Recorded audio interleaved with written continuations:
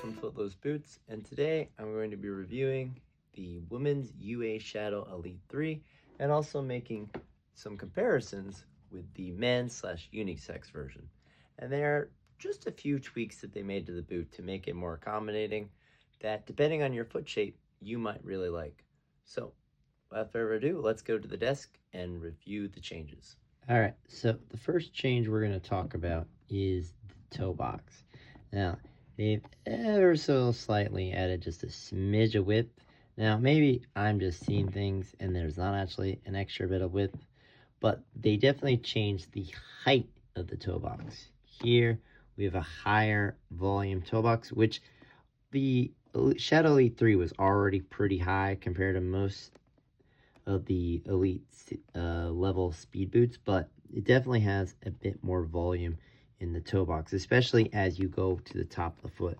This kind of tightened up, this stays high, and honestly throughout the whole boot there's just more volume throughout the whole boot compared to the unisex / men's version. See how this kind of tight and tapers off, kind of slims down in the midfoot. This really just kind of keeps the volume throughout the whole boot, which is why I think that, especially if you have a very wide foot, not that the men's / unisex version wasn't already pretty good, but this might just be your cup of tea. And again, see how there's just that extra bit of width in the midfoot? Here, I have a lot more extra bit of material bunching out compared to the unisex, even though they both have the same shoehorn in. The next change they have is this collar. Now, I know, for example, the original women's Adidas F50s added a collar because they said, well, the women liked it. So I think Under Armour is kind of using that same idea, and I have a theory that why that is that especially some of the early Nike Mercurials, the collar just was designed to help kind of hold the heel in a little bit better. Like, just kind of the design of the heels was just a little bit more up, and Nike have since kind of gone away from that, but the original collars from the high knit boots from Nike had a little bit more of that up, and they were designed with a whole collar in mind. Well, with that said, UA now have this collar for the Shadow Elite, which is actually really nice. I kind of wish this collar was on the men's version as well, because it does really have a nice wrap around. It's a little thick, but again, I kind of like that tighter grab around your foot, and it's just very nice. Again, no ankle support whatsoever, but it does kind of help keep your foot pushed down into the boot. As for the sole plate, it's exactly same as the unisex / men's version. Same bend, same twist points. It's exactly the same. So if you're hoping for a safer or different design, you're out of luck. And again, look real quick. Again, look how much more volume this boot has, especially in that midfoot area. Now I've taken the shoehorn out. I mean, just look at that extra material. It's just, whew. If you wanted width, baby, whoo-wee. Again, look at that extra width compared to the men's version. That, again, yeah, I'm having to push a little bit harder. It comes out to about here and here. It almost looks like I have the wrong size, but I guarantee you both of these are a size 8. So the insole actually is a little bit different. They have added just a little bit of support, I guess maybe to help give a little bit of structure to the more wider midfoot.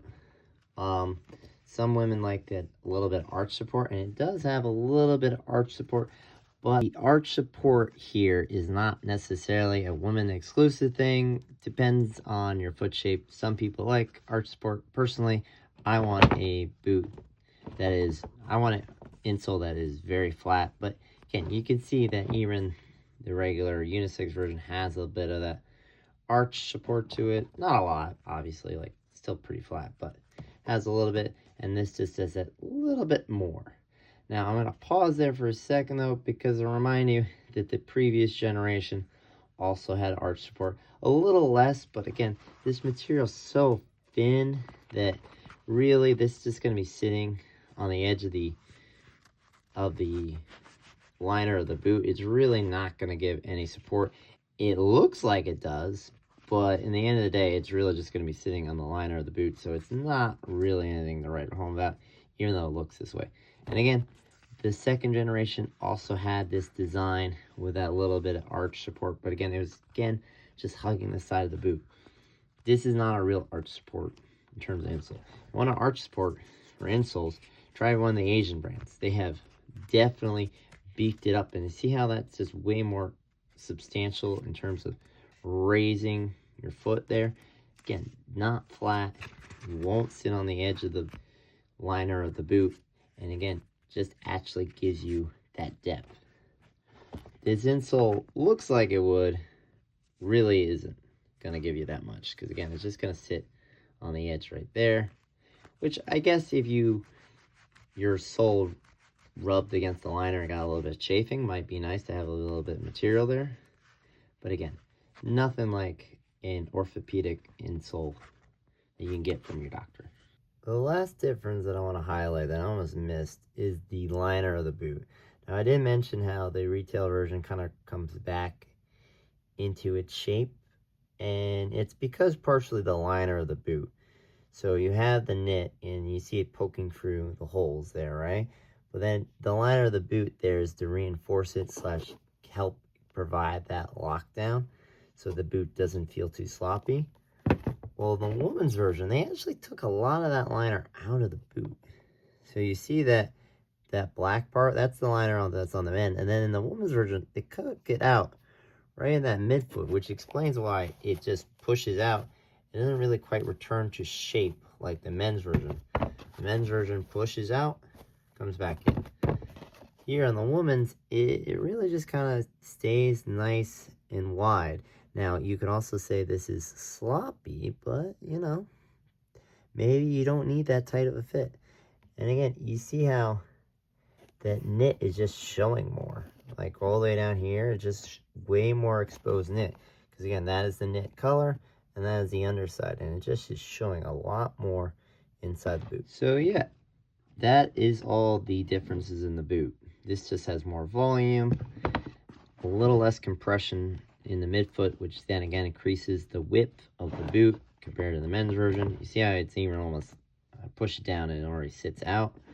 This kind of returns right back to its original position. This just is a bit more malleable / a lot more volume. So if you have really wide midfoot, this is a boot you gotta try if you can live with the sole plate. And of course, the last difference is that collar, which I actually do really like and wish it was on the men's version. But yeah, that is it for the differences in the boots. Well, guys, I've been Andrew from Footless Boots. Let me know in the comments if you would try the Shadow Elite 3 for women's with its high knit collar, because depending on your foot shape, you might really like the changes that they make. Well, I've been Andrew, signing out. Look at that. Here and I was down. So the insole actually is a little bit different. They have